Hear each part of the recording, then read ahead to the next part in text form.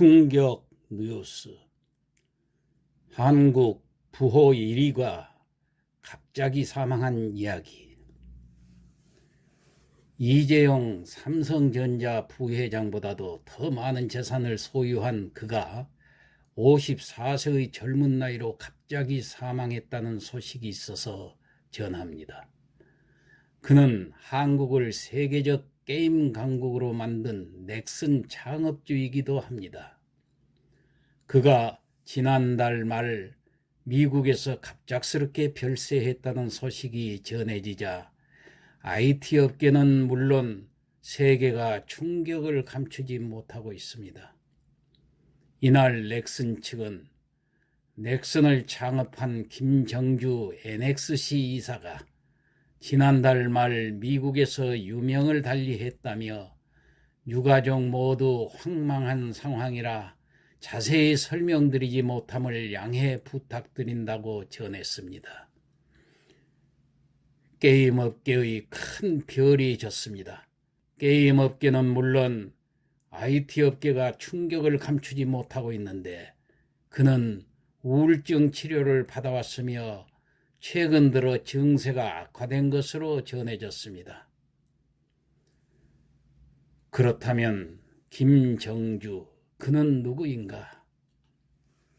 서울대 계산공학과, 현재 컴퓨터공학과 86학번인 김 이사는 생전에 벤처 1세대로 승승장구하면서 국내 IT 업계를 대표하는 인물로 평가되어 왔습니다.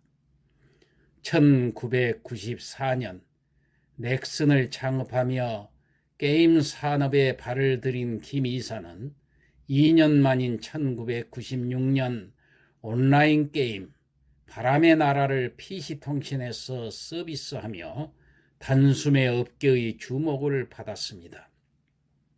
이후 던전 엠파이더 개발사, 네오풀과 서든어택 개발사, 게임하이 등을 인수하면서 사업을 확장해왔습니다. 2005년 넥슨이 지주회사 체제로 전환하면서 지주회사 NXC의 대표이사를 맡은 그는 인공지능, 블록체인 등 4차 산업혁명 관련 미래 사업에 집중해왔습니다.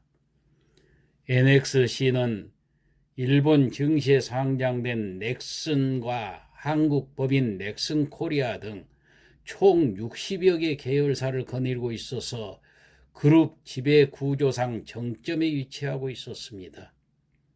김 이사는 지난해 1월 기준 NXC 지분 67.49%를 보유하고 있는 것으로 알려졌으며 미국 경제지 포브스에 따르면 1일 현재 김 이사의 자산 규모는 95억 달러, 약 11조 4,430억 원으로의 한국인 부호 순위에서 이재용 삼성전자 부회장 94억 달러를 제치고 1위에 올라 있습니다. 한편 김 이사는 지난 2018년 5월 1,000억 규모의 재산을 사회에 환원하고 자녀들에게 경영권을 넘기지 않겠다는 입장을 내놔서 세상을 깜짝 놀라게 하기도 했습니다. 벤처 1세대 중에서 경영권 승계에 대한 명확한 입장을 밝힌 것은 김 이사가 처음이었기 때문입니다. 그는 서울에만 있는 어린이 재활병원을 전국으로 확대하고 경영을 자녀가 아닌 전문 경영인에게 맡기겠다고 약속을 했습니다. 또 부인 유정현 씨, 그리고 그 사이에 두 딸을 두고 있으며 유정현 씨는 2010년 10월부터 줄곧 NXC 감사로 이름을 올려왔습니다.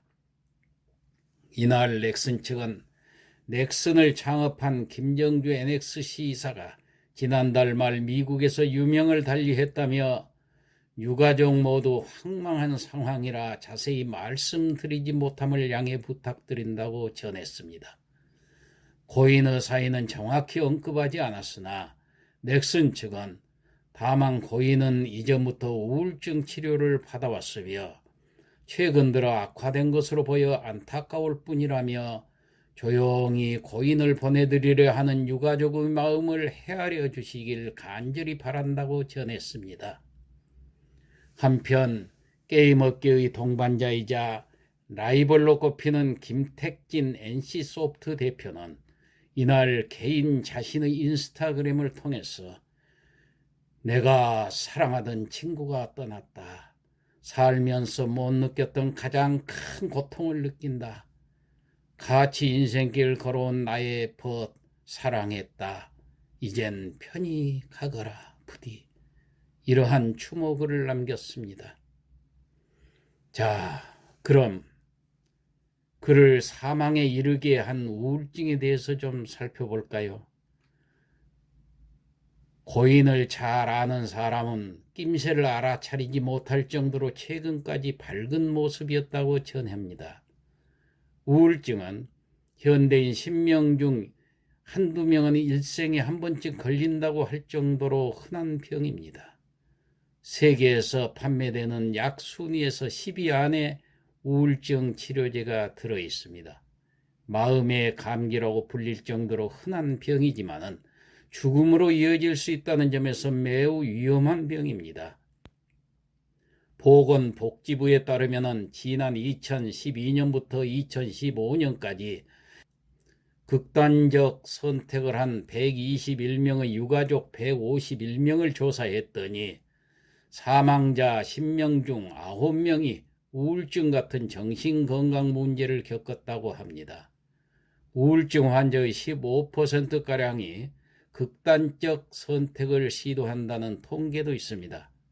우울증은 실직이나 이혼, 사별과 같은 상실과 좌절을 경험한 사람이 겪는 심리적 후유증입니다. 선후 관계는 명확히 밝혀지지 않았지만은 이런 정신적 충격과 함께 인체에서 정서와 감정을 조절하는 세로토닌과 노르에피네프린 등 신경 전달 물질 체계에 문제가 생긴 것을 우울증이라고 진단합니다. 그러나 우울증은 초기에 잘 대처하면은 감기처럼 치료하기가 쉽습니다.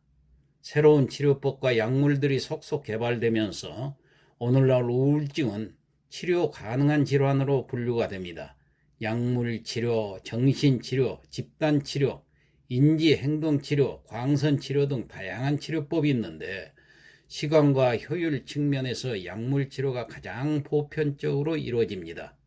문제는 어느 사회나 마찬가지로 정신질환에 대한 편견으로 조기에 발견하지 못하거나 발견하더라도 적극적인 치료를 하지 않아 악화되는 경우가 많습니다. 한국 사회에서는 우울증을 질병으로 보지 않고 의지 부족 때문이라고 오해하는 경향이 있습니다. 여기에 우울증은 치료를 하더라도 재발이 잦기 때문에 우울증을 조기에 발견해서 곧바로 치료에 들어가면 재발 가능성도 현저히 떨어지지만 적절한 치료를 받지 못하면 여러 가지 돌이킬 수 없을 정도로 악화되기도 합니다. 우울증 치료는 환자의 가족들의 자세도 중요합니다. 장기적으로 체계적인 관리가 필요한 병이라는 사실을 명심하고 끈기와 인내를 가지고 보살피는 태도를 가져야 한다는 뜻입니다.